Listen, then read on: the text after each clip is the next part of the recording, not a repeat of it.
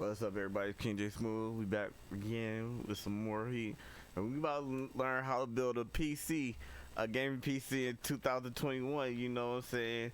But we need a gaming PC, something for streaming, something for editing videos and things like that, and work too. Cause we be doing consultations and stuff, and we got businesses and things like that.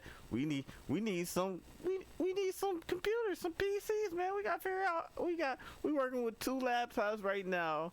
We got a monitor right here. Well, a TV that's not really working. This TV right here, old man. You know what I'm saying? We got all this stuff in the studio that we done build out and stuff. A little office / studio, and we got to move into a bigger space, man. So let's see, man. We're gonna see how to do this. All right, man. This for educational purposes only. But we try and learn. We're gonna learn together. All right, here we go. Now this is Austin Evans channel. You know what I'm saying? And we've been watching him for a minute. And we learning how to build a game PC in 2021. All right, shout out to Austin. Y'all go like and subscribe to all the channels we don't review today. But we about to do this. I know what that is right there. That's the Asus Pyramid, I think. And that's what I wanted. I want that. Cause I got idea with it. But I want a gold. I want like a gold frame and stuff like that. Cause we got some gold. We're gonna have like a lot of gold going on in the room. I want to bring the colors, this channel, the brand into the room and stuff like that. Like paint the walls or something. Do something with the colors. So, colors, lime green and red. Do it like that. So let's see. To build a gaming PC, well, you have clicked on the right video. Hello and welcome to our 2021 gaming PC tutorial, proudly sponsored by our friends here at Micro Center. By the end of this video, you should have everything you need to know on not only picking out your components, but also how to put them together and build yourself that sweet new gaming rig. Shall we get started? The first place to start is with your processor. Now this is really the brain of the system, and it will impact a lot of your performance across the board. Now today we're going to be taking advantage of the Ryzen 5 5600X. Now of course this has been an incredibly popular processor, and therefore it is not the easiest to find, although of course we'll have links to all of the components we're using in the description of this video, but this is a great place to start. Now when it comes to building yourself a gaming PC, the gaming part is kind of important, and that is where a graphics card comes in. Now in this case we're going with a Gigabyte Aorus Master RTX 3070. This is a high-end card. It's not incredibly over the top like a 3090 or something would be, but this is a solid option, especially if you want to build something in that high but not extreme kind of price category, which is what this whole build is all about. Now the next part is a little bit more complicated, and it is your motherboard. So there are a bunch of things to keep in mind when choosing a motherboard, but the most basic version of it is this. A motherboard is essentially the motherboard that you connect all of your components to. First of all, you need to make sure that it is compatible with your CPU. So you see our little AMD Ryzen logo here. This means that it will work with our Ryzen 5 processor. But the other thing that you need to consider is the actual chipset and the features that are on board. So this is a B550 board, which means that it should fully support everything on our Ryzen 5 processor. So this is an ATX board. This is the standard size. You've got 7 slots. You can load up like graphics card, you can throw in like a network card, Wi-Fi, all kinds of stuff, including a capture card, right? This is probably what most people are going to want to go for, but for our purposes, the B550 Aorus Master is perfect. Next up, we have our memory, otherwise known as RAM. Now this is a little bit more simple. There are only 2 things you really need to pay attention to. Well, 3 if you care about the aesthetic and the RGB, but 2 as far as the actual functional difference. First of all, 16 gigs I think is a good sweet spot for a lot of gaming PC builds. So this one is clocked at 3600 megahertz, which is a good sweet spot for Ryzen, both 3rd and 5th generation. Obviously, you need to save a couple bucks, you can go a little bit lower than that, but that is the kit that we've opted for here. So today, we're going to be using probably the best SSD on the market for gamers right now, which is the Samsung 980 Pro. Not only is this going to give you incredibly fast load times, but it also is going to give you plenty of storage space as well. Now we've got all of our shiny new components, but the only thing we're missing here, besides a case, is something to power them with, which is where the aptly named power supply comes in. So this is a NZXT C750, which is what we're going to use for this system. When it comes to picking yourself a power supply, there are a few things to keep in mind. First of all is the wattage. kind of self-explanatory. The whole purpose of the power supply is to power your components. Now, they do actually come in a couple different sizes. So there are small form factor supplies. Those are usually only used for very small form factor builds. Most of the time, you're going to use a standard size ATX. But if you take a look on the back of this box, you'll see a little 80+ gold badge. This is important.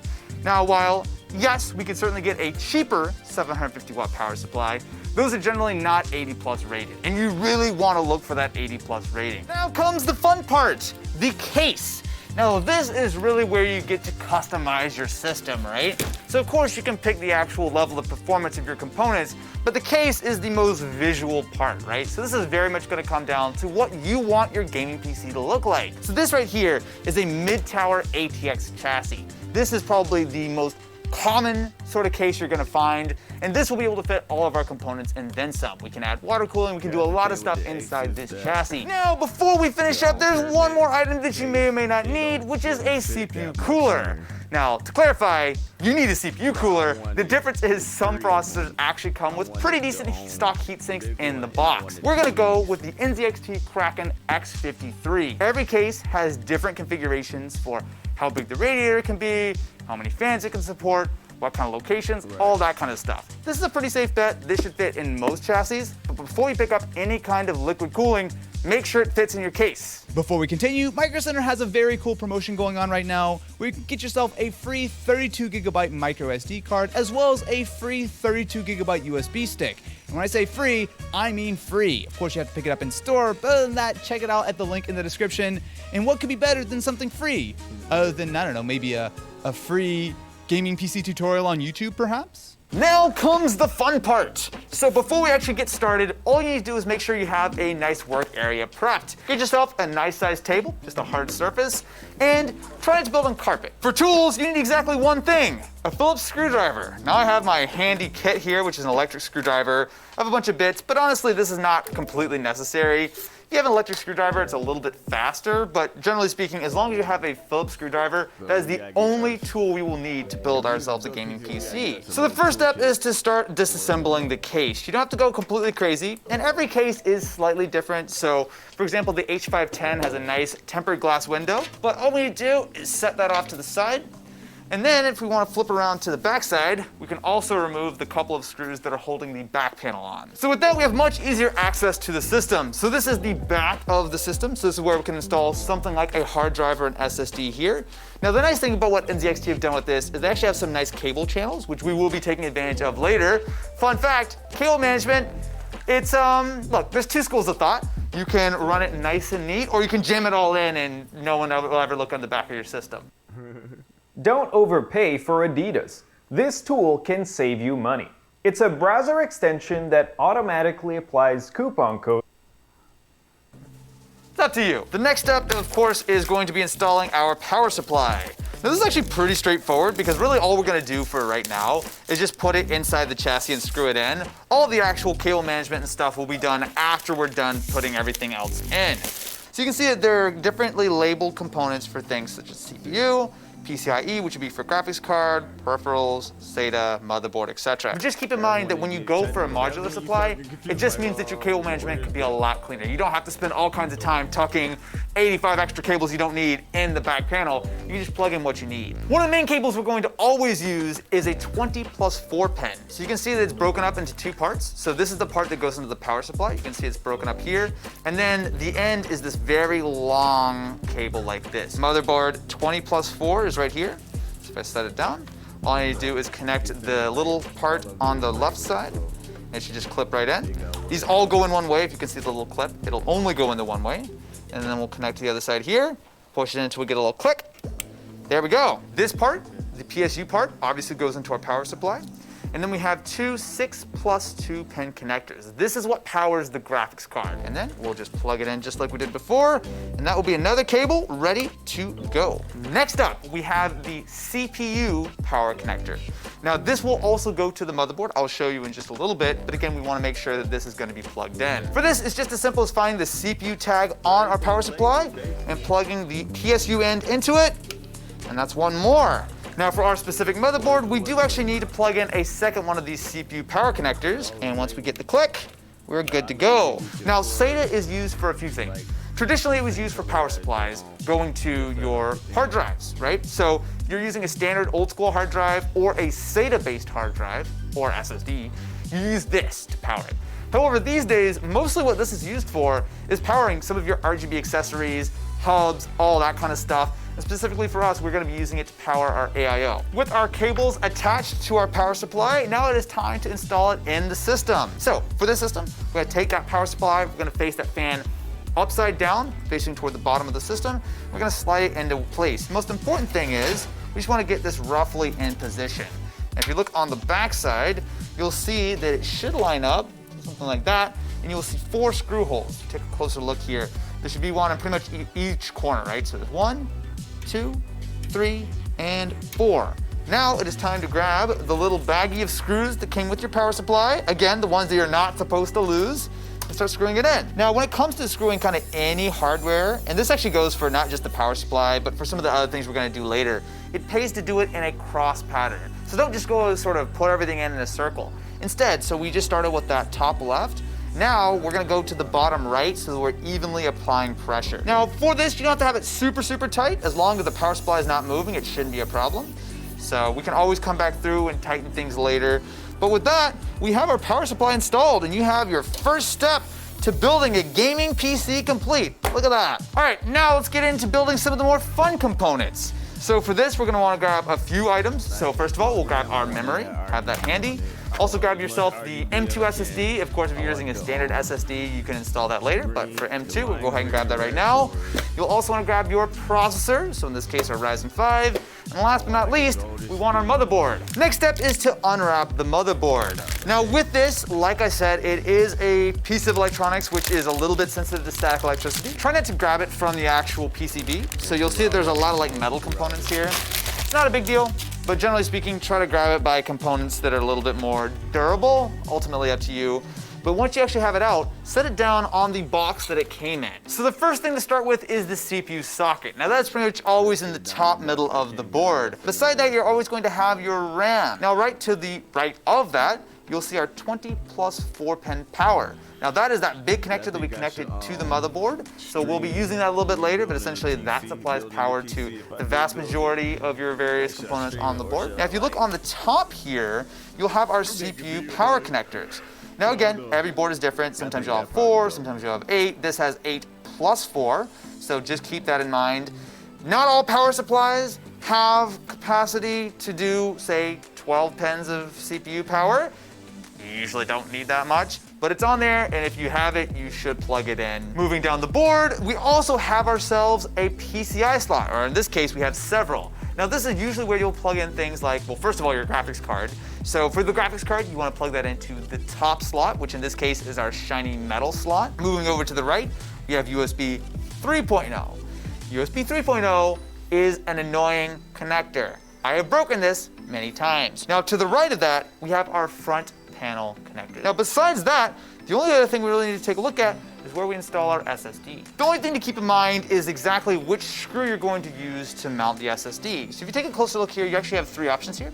So you see 42, 80, and 110. 80 is by far the most common size of SSD, but if you ever have any kind of doubt, you can just sort of roughly measure it, and you see that that lines up pretty much perfectly. So you'll see that it's actually keyed on one side. So again, it will not go in the wrong way.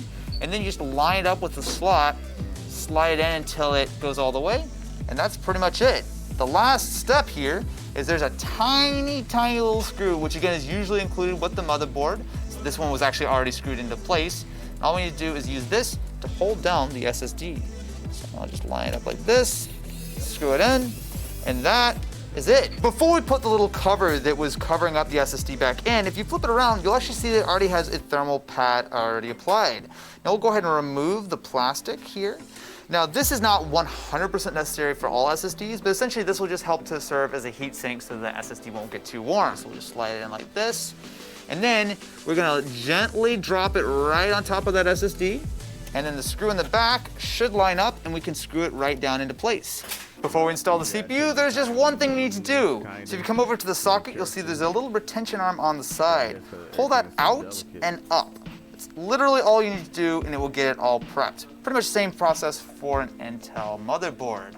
Now we'll grab our CPU. Now with the CPU, be careful, especially with an AMD CPU. Grab it from the side, which you can see the plastic's kind of already cut out there for you. So grab it from the side, and again, just do not touch those pins.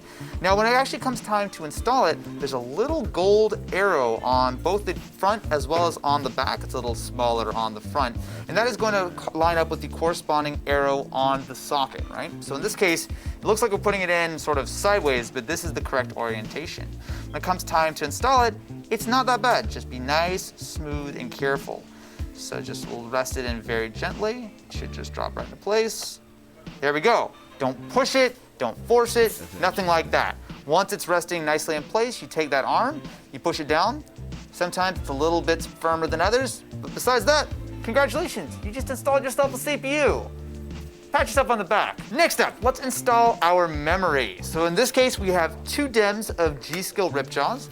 Now, this board actually supports 4, and that actually does matter. Less so, again, on Intel. Usually it's a little bit easier on that side, but for AMD, you actually want to put these into very specific slots. You'll see that about 2/3 of the way down, there's a little notch. This notch, again, surprise, surprise, means it goes in only one way.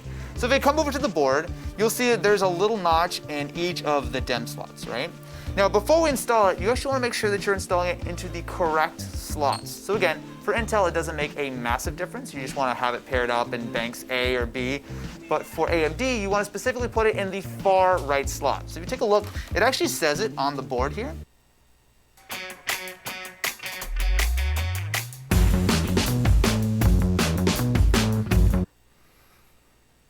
So you'll see that it has a little diagram here. So it's A1, A2, B1, B2 going from left to right. You actually want to populate A2 and B2 first, right? So instead of putting it in that first slot, I'm going to put it in the second and the fourth slot. All you do is just take your memory, you line it up in the correct orientation. So again, making sure that notch is going to clear. And then once it looks all fine, take your thumbs on each side and just firmly press until you hear clicks. There you go. Got the second module, line it up with our third slot, again, keeping in mind what the motherboard manufacturer recommends. And then again, we'll just line it up, make sure it works, and then boom. Okay, so with our system on its side, now it's time to drop the board in. Now, if you're using a motherboard that does not have the pre-installed I/O shield, this is the time where you would want to go ahead and snap that in the back. But because our system already has it, you can pretty simply drop it in. So if you take a look inside, you'll see that for this system, we already have all of our standoffs installed. So you see these little standoffs on the bottom, in the middle, as well as on the top. Now, because we have a chassis that already has these installed and we're using an ATX board, it drops right in. We don't have to do anything. Traditionally, a lot of systems at least will need you to install these yourself. Now, it will come inside a little box or bag of hardware that came with your system. So just keep an eye for that. So now we're just gonna gently drop it into place. So it should pretty much be lined up with the top of the chassis. So drop it in here. It's gonna be kind of hard to get on camera, but essentially we're gonna move the board forward until we see that middle slot. And there we go. It is installed. So once it's sitting on that peg, you should be able to see all of your screws through the standoff holes on the board. So one of the nice things about the way the NZXT label their screws is that they're well labeled. So there are a few different kinds of screws that are included with the system. This is what we're gonna look for specifically for the motherboard. You can tell really quickly if you have the wrong screw because it won't tap in right. So, you know. From here, it's pretty straightforward. You just want to take your screw, and in the same way we did it before, we're going to do a cross pattern. We're going to start with the bottom left, just because that's the easiest to get at, and then we'll screw it into place, and then we'll grab our next screw and work all the way around. So for this board, there are, I believe, a total of 8 screws. 1, 2, 3, 4, 5, 6, 7, 8 screws that we need to attach. So I'll see you in a minute after I finish screwing all these in. Next up, we have our CPU cooling. Now this is the part of the tutorial that's actually going to vary the most based on your specific build. So if you're using an air cooler, you're gonna use an entirely different kind of instructions for it. Honestly, even if you're using the stock cooler that comes with it, it's gonna be pretty simple. Don't feel like you have to go out and do liquid cooling, but that's the main reason why I'm using this AIO is because they're incredibly popular. I wanna give you a little bit of an idea of how to install it. Thankfully, this is actually fairly easy to do on an AMD motherboard. So if you come over here, I've already removed, there's a little plastic piece on the top and on the bottom of the CPU. So go ahead and remove that, but I would only do the first one, right? Leave that other one there because there's a back plate on the back, and that way it won't fall, right? So with 2 of these removed, all I need to do just pull out the little baggie that says AM4. You'll pull out the standoffs and you'll start screwing them into place. Now with this, you just want to do it finger tight. You don't have to get it super cranked down or anything. And then once I have these two into place, I will then remove this top plastic component dude.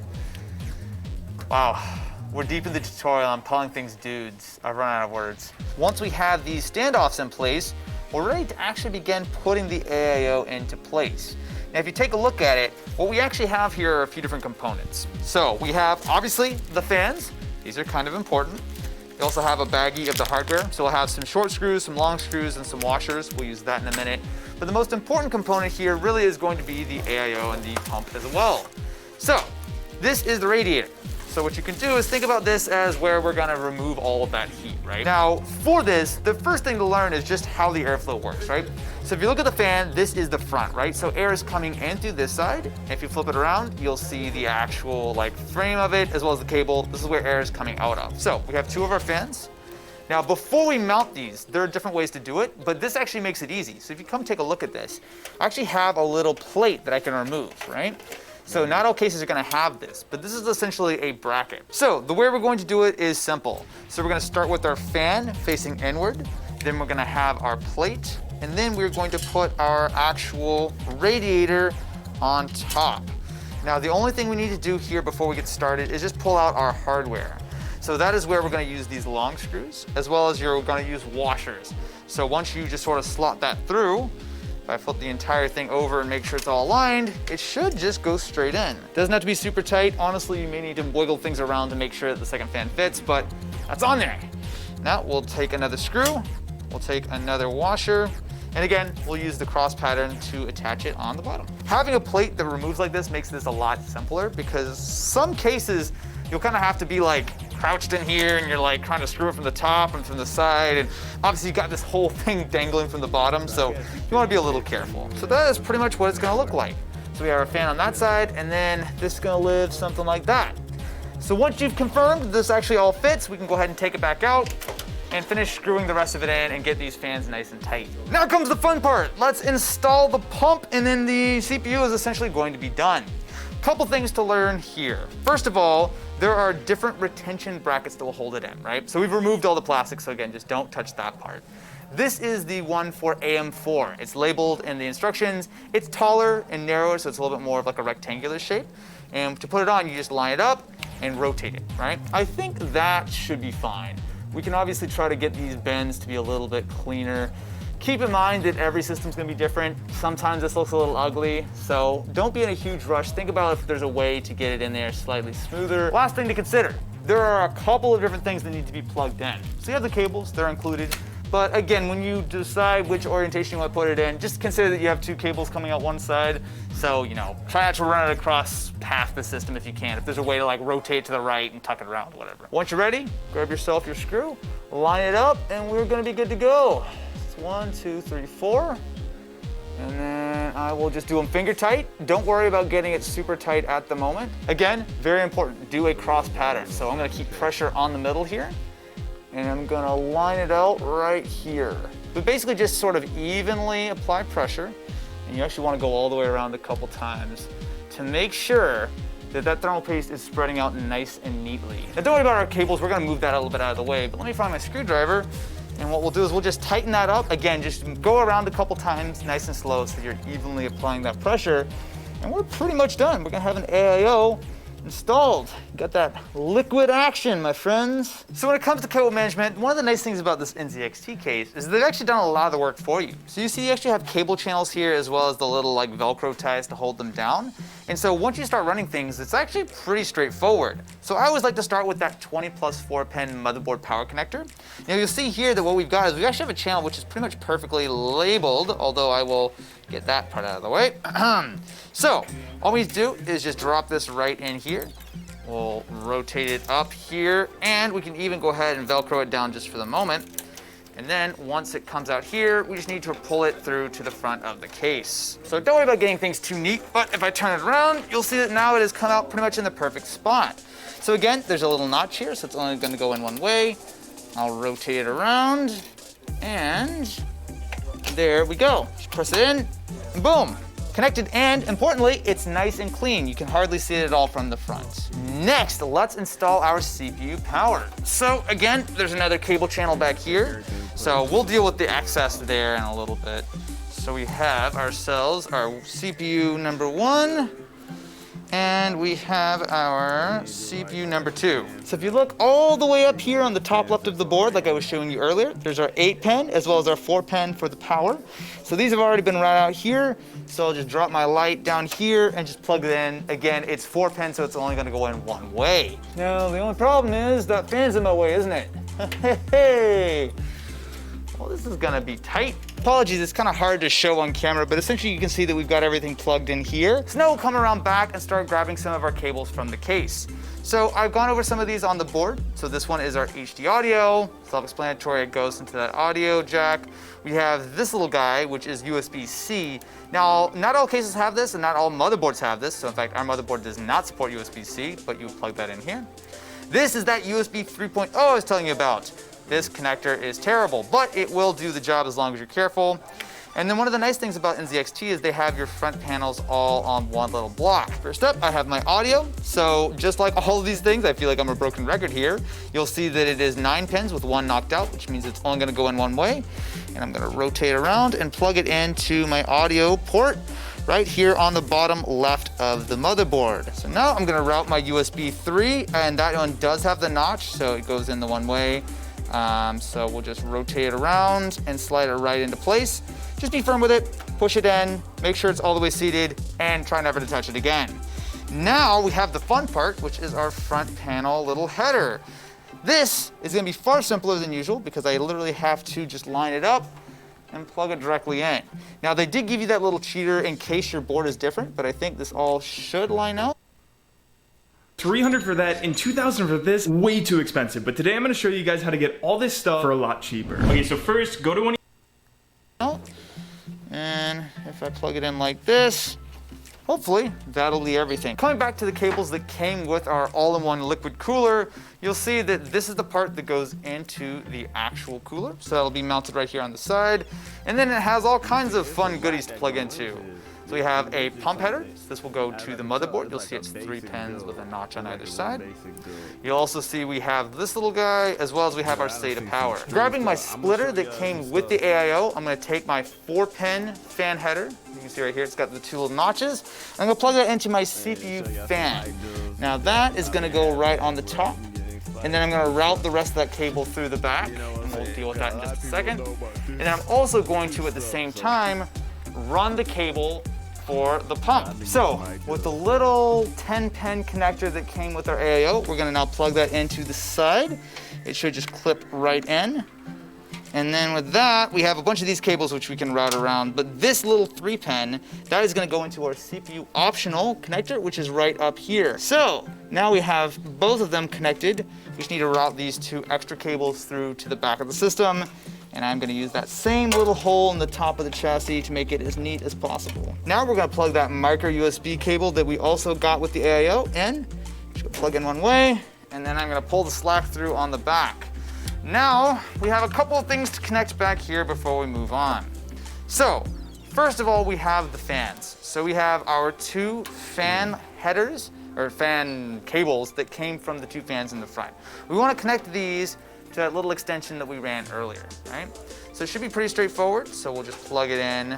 They're notched, so yet again, there's only one way to plug them in, so that's 1. And this is 2. Boom, easy enough. Now, beyond that, we also have one more cable we need to look for, which is that SATA power. So this is what's gonna power the pump, and that can plug into the SATA power from our power supply. So again, very simple. We'll deal with cable management in a minute. We just wanna make sure it actually posts first. So, plug that in. Again, because it is notched, it goes in exactly one way.